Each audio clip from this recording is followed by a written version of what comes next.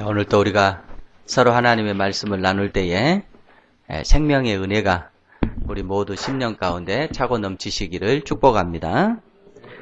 오늘 또 새로 오신 분이 계셔서 잠깐 안내 드립니다. 저는 특별한 경우가 아니면 하나님의 말씀을 전할 때 족구로 시작을 합니다. 마음의 문을 열기 위해서요. 이해하시고 들으십시다. 청춘 남녀가 사랑에 빠졌습니다. 근데 문제는 처녀는 캐토릭 교인이고요. 남자인 총각은 개신교 신자였습니다. 그래서 이제 여자 어머니께서 총각을 불러놓고 개종하지 않으면 절대 우리 딸과는 결혼할 수가 없습니다. 그러니까 우리 딸과 결혼하고 싶으면 교회에서 성당으로 교회를 옮기셔야 됩니다. 라고 얘기를 한 거예요. 남자가 고민 끝에 너무 여자를 사랑해서 개종을 하기로 약속을 했습니다. 그리고 이제 자기 여자친구의 어머니 부모님께 결혼 승낙까지 받았어요. 근데 딸이 얼마나 좋겠어요. 그래서 즐겁게 기쁘게 생활을 하는데 몇 달이 지나고 나니까 딸아이의 얼굴이 굳어지기를 시작합니다. 그래서 직감적으로 어머니께서 남자친구하고 뭐가 잘 안 되나 보다 싶어서 고민스럽게 물었습니다. 뭐가 걱정이어서 그러니 내 남자친구가 개종을 해서 성당을 잘 다니고 있지 않니? 딸아이가 울면서 엄마 그게 문제예요. 아니 그게 뭐가 문제야? 친구가 신부님이 되겠대요.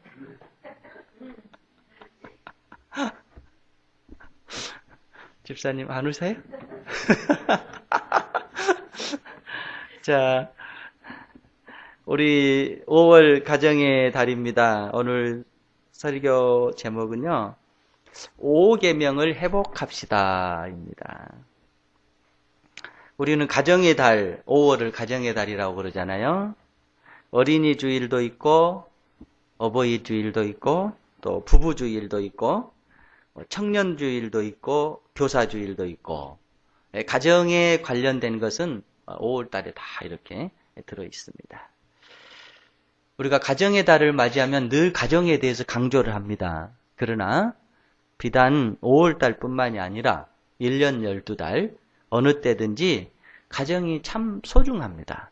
가정이 참 귀합니다. 여러분의 가정을 잘 가꿀 수 있기를 축복합니다. 누군가는 그렇습니다.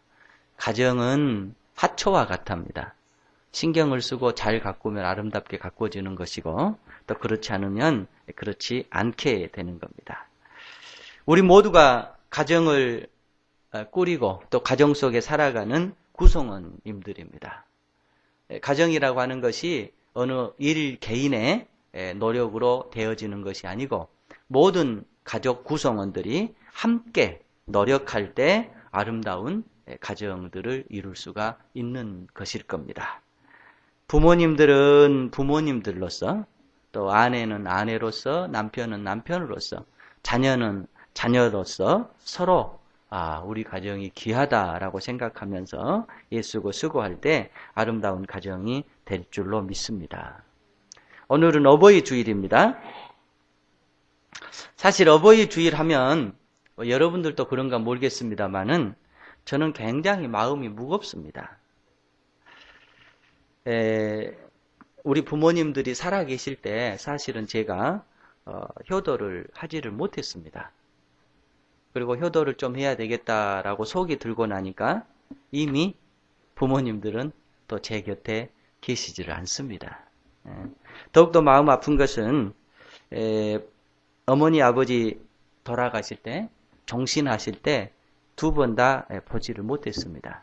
그래서 어버이 주일만 되면 마음 한쪽이 저려오면서 내가 참 죄인이다. 예. 사실 오늘 같은 날은 설교를 그렇게 하고 싶지도 않아요. 부모에게 효도합시다라고 설교를 해야 되는데 제 삶이 그런 삶을 못 살았거든요. 굉장히 마음이 무겁습니다. 예. 처가의 부모님들이 생존해 계십니다만은 또 처가에도 제가 사실은 잘하지 못했습니다. 제가 치유하지 못한 상처가 지금도 있어요. 그래서 처가 그러면은 좀 다가가고 기쁨으로 해야 되는데 노력은 하고 있습니다만은 잘 안 되고 있어요. 그래서 어버이 주일이면 굉장히 제가 마음이 무겁습니다. 그러나 사죄하는 마음으로 여러분과 함께 하나님의 말씀을 나누겠습니다.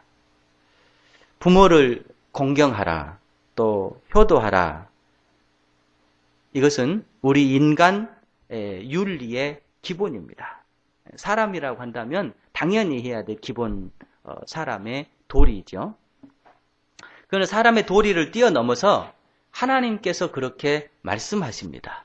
그러니까 인간 도리가 사실은 성경에서 출발하는 겁니다.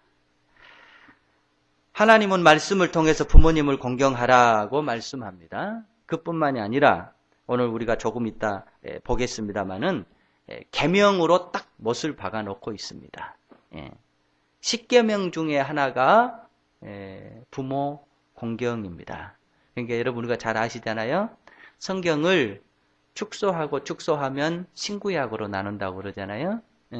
구약을 축소하고 축소하면 10계명으로 나누는 거예요. 그리고 그 10계명을 또 축소하고 축소하면 신약에 예수님께서 하나님 사랑하라, 이웃 사랑하라. 이 계명과 이렇게 나누어지는 거예요. 그리고 10계명 속에 부모를 공경하라고 하는 이 계명은 또 하나 하나님께서 약속해 주신 놀라운 게 있는데 축복입니다. 부모를 공경하면 축복하시겠다라는 겁니다. 그러니까 이 말은 바꿔 얘기하면 사람이 사람의 도리를 제대로 하고 살면 하나님께서 그 인생을 책임지시겠다라고 하는 말씀입니다. 부디 여러분들은 저보다 더 현명하셔서 나중에 저와 같은 후회가 없으시기를 바랍니다. 10계명 속에 여러분들이 아시는 대로요. 10가지 계명을 하나님께서 주셨지 않습니까? 그런데 그 10계명 속을 들여다보면 1계명부터 4계명까지는 하나님에 대한 계명입니다. 하나님께 이러이러하게 해야 된다라고 하는 계명을 4개 주셨습니다. 그리고 5계명부터 10계명까지는 사람에 대한 계명입니다. 사람들에게 이러이러하게 해야 된다라고 하는 계명입니다.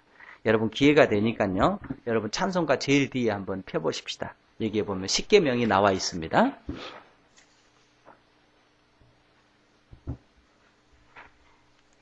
혹시 없으시면 앞면에 보시기 바랍니다. 찬송가 출판사마다 다소 다를 수가 있으니까요. 자, 우리 10계명 한번 낭독해 봅시다. 제일 큰 글자로 써진 부분만 낭독합니다. 1계명부터요. 너는 나 외에는 다른 신들을 내게 두지 말라.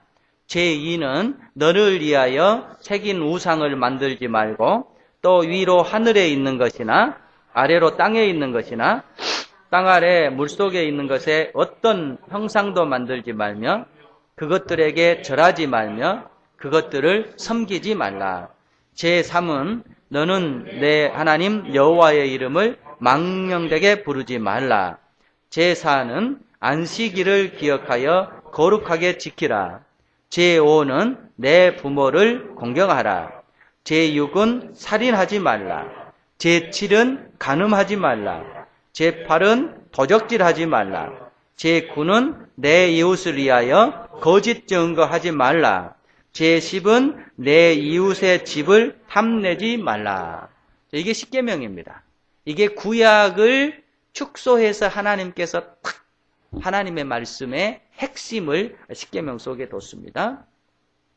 그런데 여기에 보면은요, 여러분들이 지금 읽으신 대로 1계명부터 4계명은 하나님에 대한 계명이죠. 그리고 5계명부터 10계명은 사람에 대한 계명입니다. 근데 사람의 짓는 죄 가운데 가장 큰 죄가 살인죄입니다. 그렇죠? 사람을 죽이는 것보다 더 큰 죄가 없어요. 그런데 오늘 성경 말씀에 보면은 살인죄 위에다가 무슨 계명을 두냐면은 부모 공경의 계명을 두고 있습니다. 그러니까 바꾸어 얘기하면 하나님은 살인죄보다 사실은 더 큰 죄가 뭐냐면 부모 공경하지 못한 죄라고 하는 거예요. 이 말은 여러 가지로 우리가 생각해 볼 수 있습니다. 사실 부모를 공경하지 못한 사람은 그 다음에 살인도 능히 저지를 수 있다는 얘기입니다. 예. 그리고요, 이 부모님을 하나님 계명 1부터 4계명 그리고 6부터 10계명 사람의 계명 사이에다가 딱 5계명 부모에 대한 계명을 뒀는데요. 이것은 또 하나의 의미가 부모님에 대한 역할을 강조하고 있습니다. 부모님이 어떤 사람이냐, 어떤 존재냐, 하나님과 자녀 사이에 중개자 역할을 부모가 해야 된다라는 거예요. 그러니까 위로부터 하나님의 사랑을 받아서 자녀들에게 하나님은 이런 분이야 라는 것을 자녀들에게 알려줘야 될 책임이 누구에게 있냐? 부모에게 있다라는 거예요. 이 십계명의 의미가. 또 반대로 자녀들에게 하나님은 이렇게 섬기는 거야 하면서 그 신앙의 섬기는 모습을 자녀들에게 보여줘야 될 역할을 누가 하느냐? 부모가 해야 된다라는 거예요. 예. 그러니까 위로 하나님의 사랑을 자녀들에게 알려줘야 될 책임이 누구에게 있느냐? 부모에게 있는 거예요. 그리고 자녀들과 함께 하나님은 이렇게 섬기는 거야. 이렇게 하나님을 섬기면서 생을 살아야 돼. 라는 것을 보여줘야 될 역할 또한 누구에게 있느냐? 부모님에 있다는 거예요. 그래서 한 가정에 하나님과 사람을 이어줄 그 중재자의 역할을 누가 하느냐? 부모님이 하는 거예요. 이게 성경에 나와 있는 부모님의 역할입니다. 그래서 유대인들은요, 부모님을 어떻게 생각하고 있냐면은 보이지 않는 하나님의 그림자로 생각하는 거예요. 부모님을. 그리고 하나님께서는 그 하나님의 그림자와 같은 부모에게 뭘 주셨냐면은 자녀들을 축복할 수 있는 축복권을 허락해 줬는 거예요. 그래서 부모님이 우리 창세기에 보면은 족장들이 자신의 삶을 마감할 때 어떻게 해요? 자녀들에게 하나님의 축복을 빌어주는 거예요. 하나님의 권한을 가지고 자녀들에게 하나님의 생을 축복하는 것입니다. 그러니까 이 말은 바꿔 얘기하면 이런 얘기입니다. 보이지 않는 하나님, 누구냐? 부모님이 하나님인 거예요. 그러니까 하나님을 섬기듯이 부모님을 섬기라라고 하는 말씀입니다. 그래서 유대인들은요, 아주 철저하게 부모님을 마치 하나님 섬기듯이 섬겨요. 하나님 사랑하듯이 사랑하는 겁니다. 이게 십계명에 들어있는 하나님 말씀의 진리입니다. 우리는 언제부턴가 사실은 부모님을 잃어버렸습니다. 부모님에 대한 의미도 잃어버렸고요. 부모님에 대한 공경도 잃어버렸고요. 부모님에 대한 효도도 잃어버렸습니다.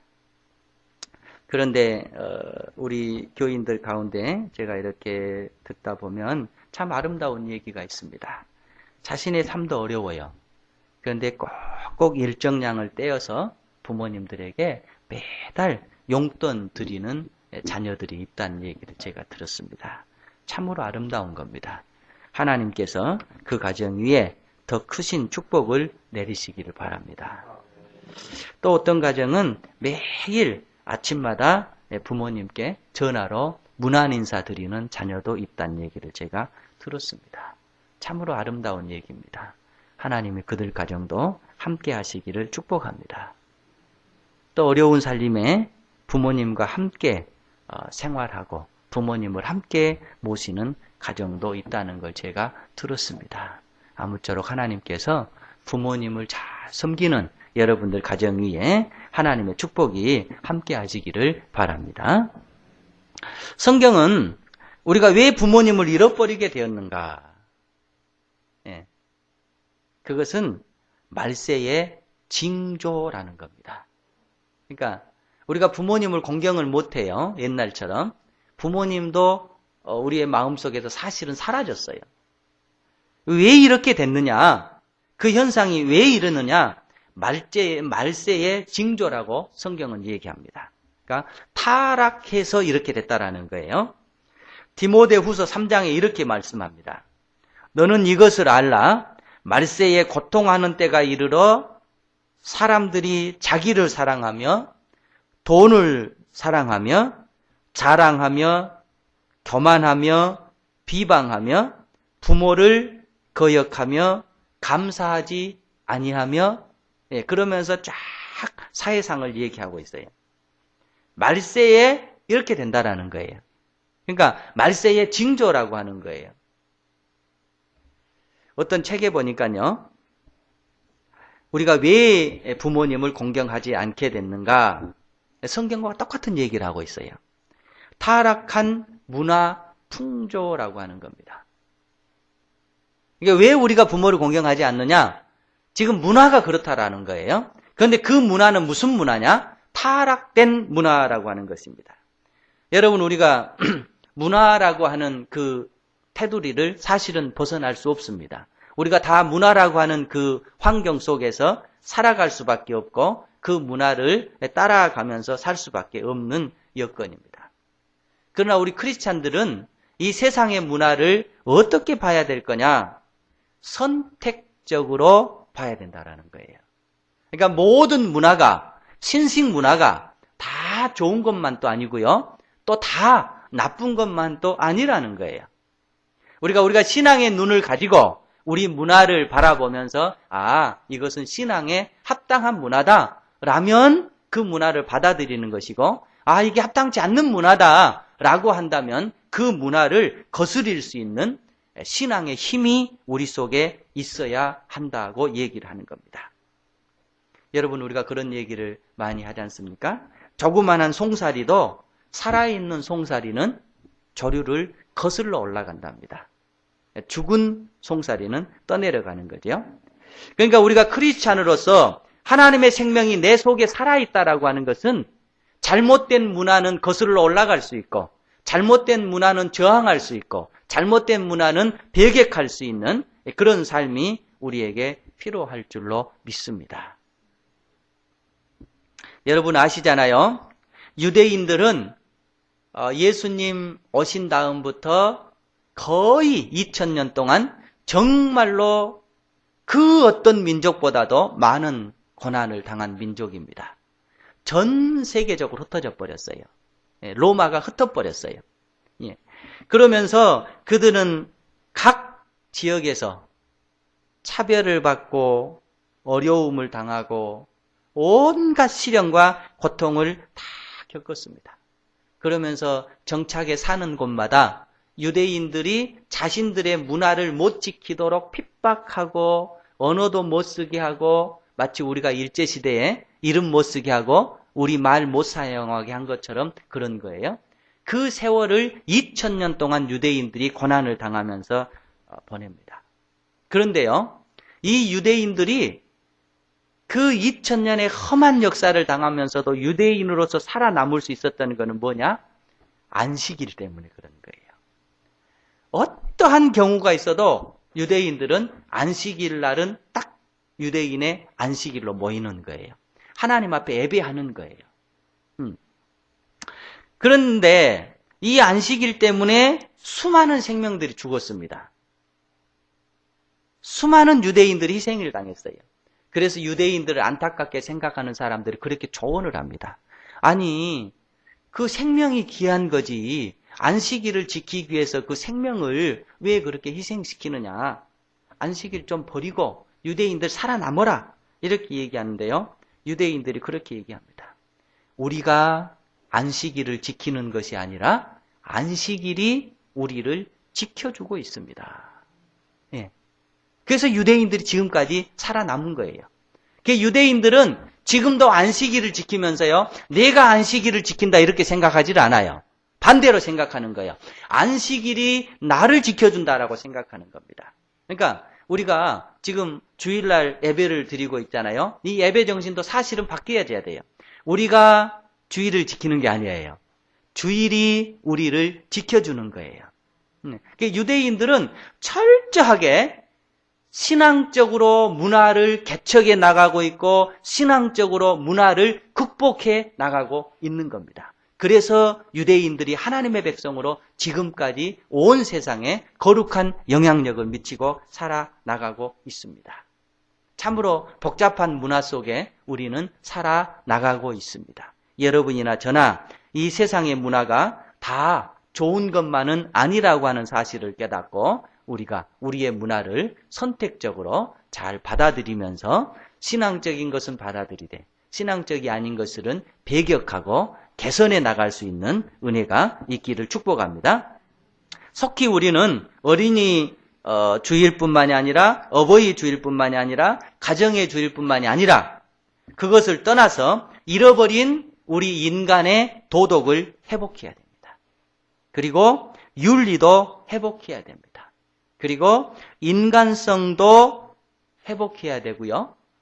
나의 생명이 소중한 것만큼 타인의 생명이 소중하다라고 하는 것을 우리는 아주 뼈저리게 자각하면서 살아가야 될 줄로 믿습니다. 부모님을 공경해야 됩니다. 그러나 내 부모님이 얼마나 소중하고 얼마나 귀합니까? 그것 못지않게 또 소중한 건 뭐냐면 다른 분, 다른 어르신들, 그분들도 다른 분의 부모님이고 다른 분의 어머니, 아버지입니다. 우리의 부모님이 소중한 것만큼 타인의 어르신들도 귀하게 여기고 소중하게 여기며 살아갈 수 있는 은혜가 있기를 축복합니다. 다음 두 번째는 왜 우리가 부모님을 잃어버리게 되었는가? 바쁜 현대인의 삶 때문에 그런다는 겁니다. 사실은 이것도 문화의 결과입니다. 너무나 복잡한 업무 속에 살아가고 있습니다. 우리가 사실은 왜 일을 하는 겁니까? 살기 위해서 일을 하잖아요. 그런데 일을 위해서 사는 것처럼 바꿔져 버렸어요. 여러분 왜 직장 생활합니까? 제가 왜 애쓰고 수고합니까? 살기 위해서 일을 하는 것이지 일을 하기 위해서 사는 것은 아니란 말입니다. 그런데 우리의 삶을 가만히 들여다보면 내 인생이 일하기 위해서 사는 사람처럼 돼버렸어요. 그러니까 여러분 우리는 일 때문에요. 일이 소중합니다마는 그 일 때문에 그보다 더 소중한 가족을 잃어버렸습니다. 부모님을 잃어버렸습니다. 네. 가족 만나기가 어렵습니다. 저 같은 경우에는 1년에 한 2번 아니면 1번 고향을 찾아갑니다. 저희 동네는 저희 송씨라고 해야 되나, 송가라고 해야 되나요? 꽤 많아요. 저희 동네 한 4분의 1 정도가 우리 송씨 집안이에요. 그러니까는 알고 보면 거의가 다 친척이에요.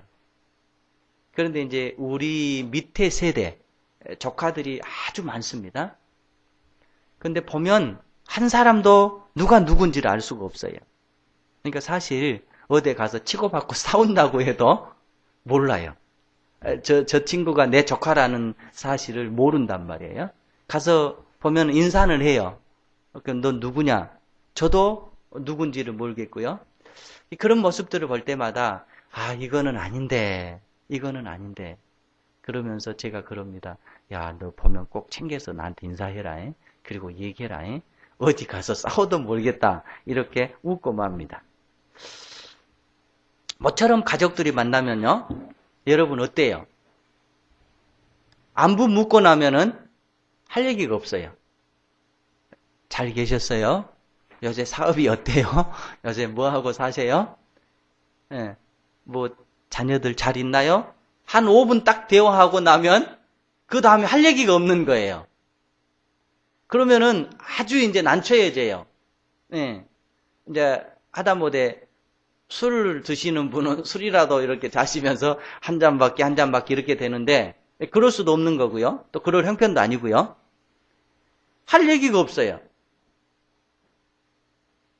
그러다가 엄벙덤벙 하다가 간다고 나와요. 그럼 가족들을 만나고 오면 사실은 기뻐야 되잖아요. 즐거워야 되잖아요. 예, 행복이 느껴져야 되잖아요. 그런데 한쪽 구석에 뭔가 이거는 아닌데 고향을 갔다 올 때마다 가족을 만날 때마다 이런 아쉬움이 있어요. 그러니까 가족을 만나도 할 얘기가 없다라고 하는 것은 사실은 무슨 뜻이냐면은 평소에 가까이 하지 못했다라고 하는 뜻이에요. 사실 여러분과 제가 만나면 1시간, 2시간 할 얘기가 많아요. 교인들끼리 만나도 할 얘기가 많아요. 그런데 가족들과 만나면 5분이면 미천 딱 떨어져요. 여러분, 이거는 사실 아닌 것 같아요. 예. 우리가 뭔가 좀 심각하게 생각해 보면서요. 예. 잃어버린 가족 찾아야 돼요. 어떤 가정은 보니까 그러더라고요. 예. 이렇게 밴드 해가지고 가족들이 다 의무적으로 가입을 하게 해요. 예. 그래가지고 그 밴드에서 이렇게 가족들의 안부도 묻고 사진도 올려놓고 참 좋은 것 같아요. 여러분 가족들도 한번 해보시길 바랍니다. 어찌됐든 간에 요새는 핸드폰 있으니까 해서 어머님 아버님 잘 계세요. 또 다른 친척들에게도 늘 안부 전화를 하고요. 이러면서 가족이라고 하는 것을 늘 가깝게 여기면서 살아가야 될 것 같아요. 가족을 잃어버렸어요. 나머지 또 하나는 핵가족 제도 때문에 우리가 부모님을 잃어버렸다는 거예요. 이 핵가족 제도가 사실은 좋은 점도 많습니다. 그러나 전 세계적으로 지금 이 핵가족 제도가 부작용들이 나오고 있어요. 개인주의입니다. 이기주의입니다. 그리고 편리함만 추구합니다. 옛날에는 한 집에서 10명, 어떤 가정은 15명, 우리 동네 같은 경우에는 사실 한 15명 정도 사는 가정이 꽤 있었어요. 방은 큰 채에 3채, 사랑채에 한 2채, 또 대문이 있는데 하나, 이렇게 방이 6개 돼가지고 가족들이 5상, 6상 이렇게 밥을 먹으면서 생활을 했단 말이에요. 그때는 개인주의라고 하는 게 없었던 거예요. 예, 서로 아웅다웅 싸우기도 하지만 서로를 배려하고 함께 살아가는 내 개인의 편리함만 추구해서는 살 수 없는 그런 세상이었죠. 함께 살아가는 법을 배웠고 공동체 개념을 배웠고 거기서 자연스럽게 공동체의 훈련을 하면서 교육을 받으면서 살아왔습니다. 그런데 지금은 사실은 그런 환경을 우리가 찾아볼 수가 없습니다. 그런 얘기를 하면 시대에 뒤떨어졌다고 그러고요. 구석기 사람이라고 얘기를 합니다. 여러분 아시잖아요. 제가 얘기를 했던가요? 어느 할머니께서 당신네 동창회를 갔다 왔어요. 그래가지고 영감님한테 울고 불고 난리예요. 그래서 아니 동창회 갔다 와서 좋았을 건데 왜 울고 불고 난리냐? 나만 영감 있어. 나만 영감 있어. 이게 다 영감 없으니까 편하게 사는데 나만 영감이 있어가지고 불편하다. 자 바꿔봅시다. 나만 부모님 있어. 나만 부모님 있어. 이렇게 되는 거예요. 여러분 이것은 그리스도인의 정신이 사실은 아닙니다. 그리스도를 떠나서 인간이라고 하는 기본 정신에 맞지 않는 것입니다. 우리가 가족이라고 하는 공동체를 회복했으면 좋겠습니다. 가족의 소중함도 우리가 회복했으면 좋겠습니다. 더 나아가서 여기에 조금 이기적인 생각을 우리가 붙인다라고 한다면 여러분 자신도 제 자신도 머지않아서 한 20, 30년 후에는 똑같은 이치에 놓이게 됩니다. 내가 우리 부모님을 공경하지 않으면 우리 자녀들이 나를 공경하지 않을 거예요. 여러분이 여러분의 부모님을 공경하지 않으면 여러분의 자녀들이 여러분을 공경하지 않을 거예요. 여러분이 한 대로 자녀들이 할 것이고 제가 한 대로 자녀들이 할 겁니다. 저는 두려운 생각이 듭니다. 예. 자녀들, 부모님 제대로 공경하지 못해서 우리 자녀들이 그러면 어떨까 두렵습니다. 지금이라도 잘 해야 된다고 생각합니다. 오래전에 본 기사입니다. 실화라고 얘기합니다. 어느 부동산에 한 부부가 찾아왔습니다.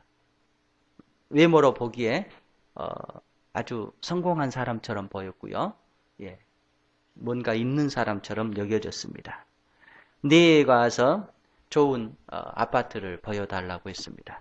그래서 그분들에게 맞겠다 싶은 꽤 좋은 아파트를 보여줬답니다.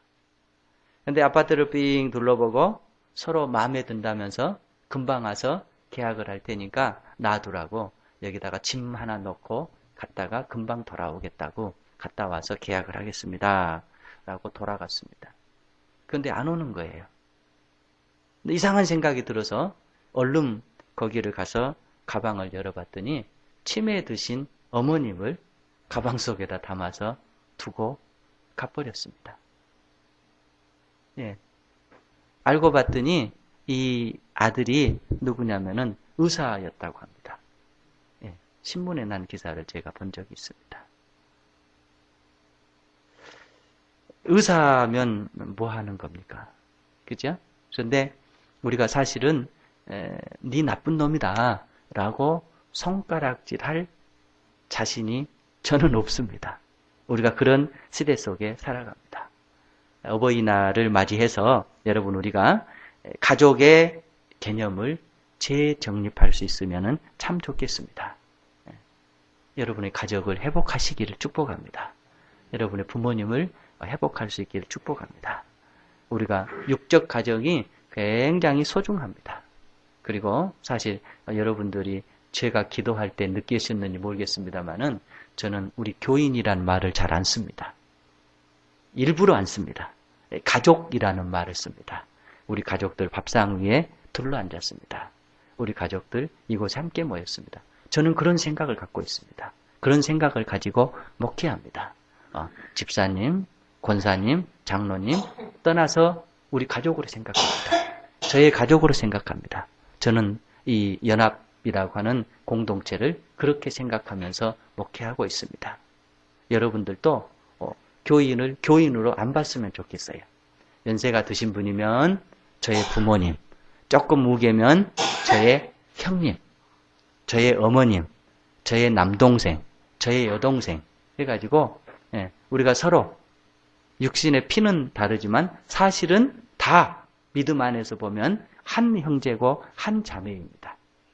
이 교회에서 부디 우리 모두가 다 내 어머니, 내 아버지, 내 형님, 내 누나, 내 동생, 내 아이 이렇게 생각하면서 믿음 안에서 우리가 공동체 훈련을 받고요. 세상으로 나가면 세상에 있는 옆집으로 다가오는 것이 아니라 내 형제요, 내 자매요, 내 가족으로 다가와서 여러분들이 속한 지역에서 하나님의 사랑을 많이 꽃피고 아름다운 공동체의 삶을 잘 살 수 있기를 축복합니다.